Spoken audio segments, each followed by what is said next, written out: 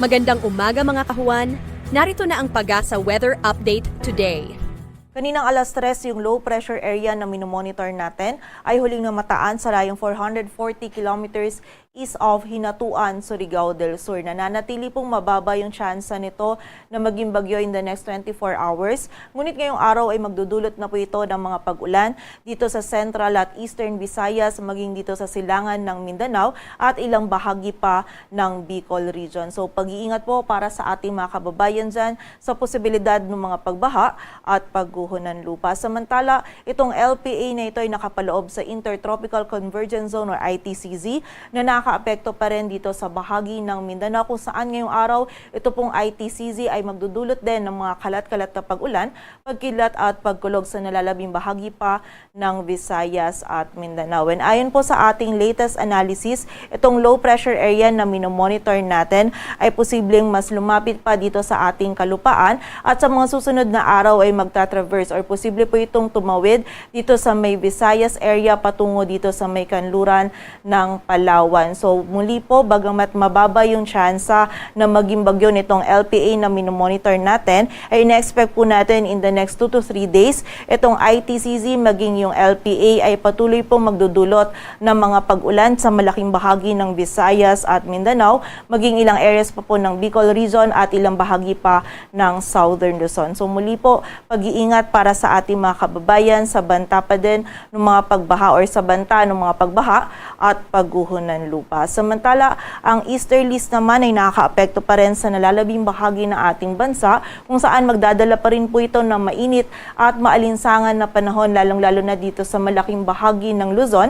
At sa pagsapit naman po ng hapon at gabi ay may posibilidad pa rin tayo ng mga isolated o yung mga biglaang pag-ulan, pagkidlat at pagkulog.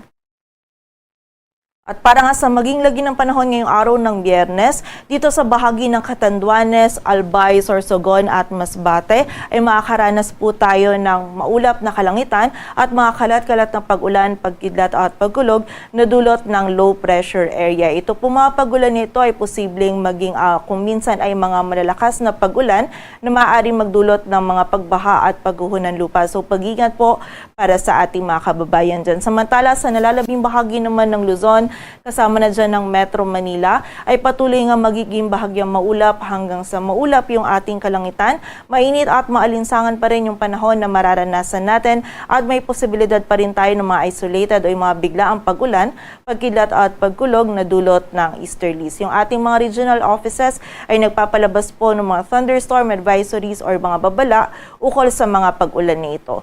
Agwat ng temperatura dito sa Metro Manila ay mula 24 to 34 degrees Celsius. Samantala sa bahagi naman ng Visayas at Mindanao, dito sa area ng Central Visayas, Eastern Visayas, maging sa Caraga, Northern Mindanao at Davao Region ay makakaranas po tayo ng mga pag-ulan, pagkidlat at pagkulog na dulot ng low pressure area. Ito po mga pag-ulan nito ay mga katamtaman at kung minsan ay mga malalakas na pag-ulan na maaari po muli magdulot ng mga pagbaha at pagguho ng lupa. So muli po, pag-iingat pa rin para sa ating mga kababayan. Samantala, dito naman sa nalalabing bahagi ng Visayas at Mindanao ay may mga kalat-kalat na pag-ulan po tayong mararanasan din na dulot naman ng ITCZ. At dito sa area ng Palawan ay posible din po yung mga isolated na mga pag-ulan na dulot naman ng easterlies. Agwat po ng temperatura dito sa Cebu ay mula 26 to 33 degrees Celsius at sa Davao naman ay 25 to 32 degrees Celsius.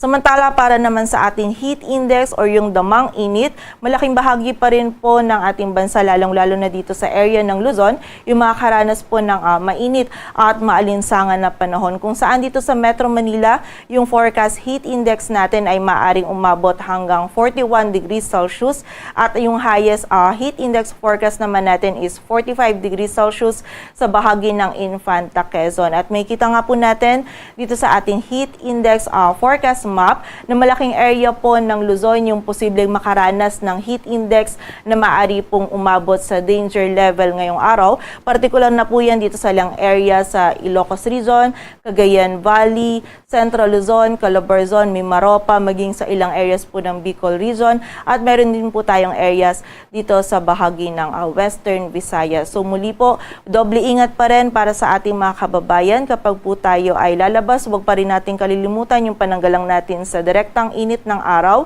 Hanggat maaari, limitahan lamang po natin yung ating mga outdoor activities. From time to time, magpahinga po tayo or iwasan natin yung continuous activities and also ugaliin din po natin yung pag-inom ng tubig upang maiwasan po natin yung panganib na maaring idulot ng init ng panahon sa ating kalusugan. At para naman sa lagay ng dagat baybayin ng ating bansa, wala po tayo nakataas na gale warning, kaya malaya mga kapalaot yung mga kababayan nating mga isda, pati na rin yung may mga maliliit na sasakyang pandagat.